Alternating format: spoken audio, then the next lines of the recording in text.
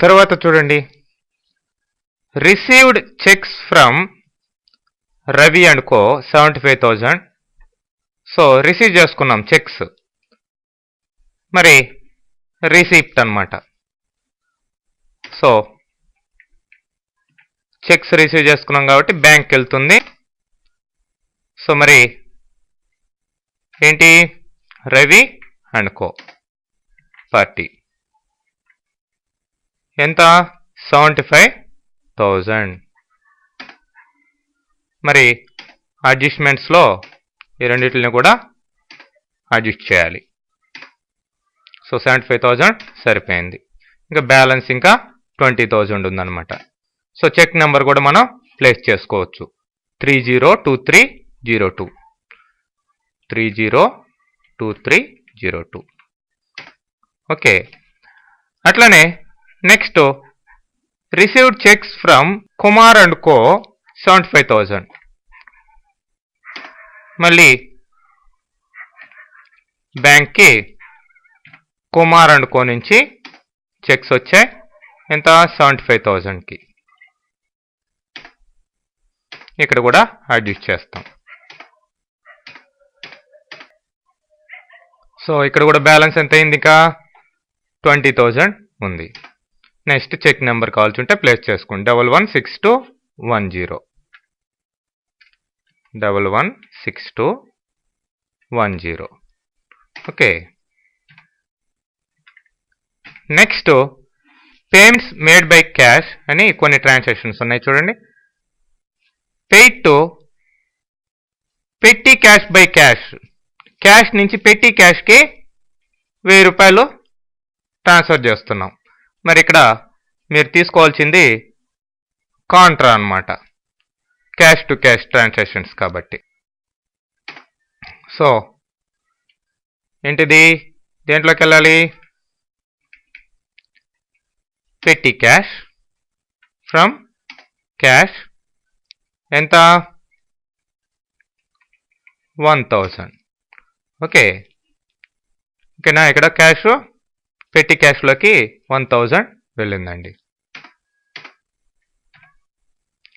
తర్వాత furniture purchased 20,000, 20,000 పెట్టి మనం పర్చేజ్ చేసాం ఫర్నిచర్. సో పేమెంట్ కింద వెళ్తుంది, పేమెంట్ సెలెక్ట్ చేసుకోండి. ఏంటిది, బై క్యాష్, దేనికి, ఫర్నిచర్కి ఎంత, 20,000.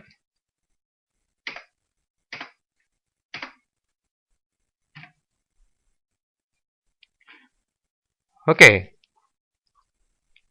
తర్వాత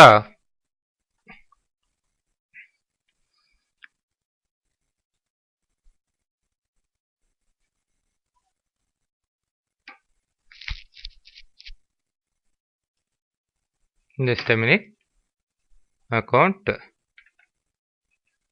okay.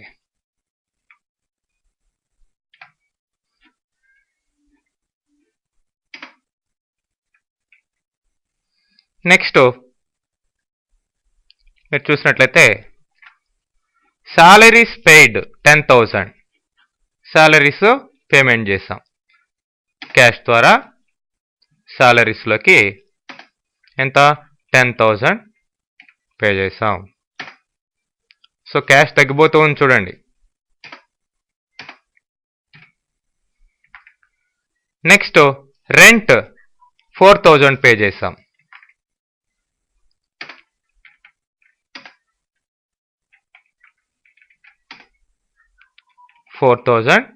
Rent. Next electricity charges 3,000.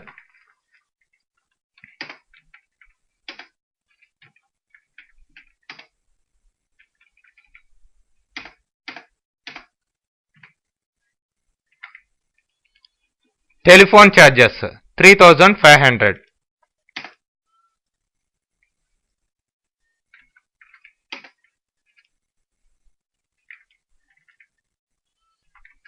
Telephone charges. 3500 అండి. అమౌంట్స్ ఎంటర్ చేసేటప్పుడు జాగ్రత్తగా ఎంటర్ చేయండి. ఒక్కటి తప్పుగా ఎంటర్ చేసినా మీకు మొత్తం బ్యాలెన్స్ షీట్లో తప్పు వచ్చేస్తుంది.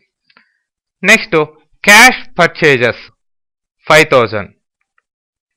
సో ఇక్కడ క్యాష్ పర్చేజెస్ అంటే మళ్ళీ పర్చేజెస్ కింద వెళ్ళి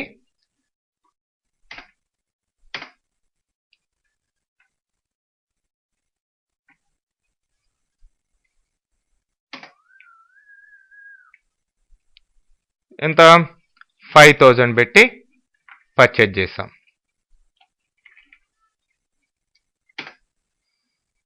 బై ఇక్కడ క్యాష్ పర్చేజెస్ కింద తీసుకోవాలి.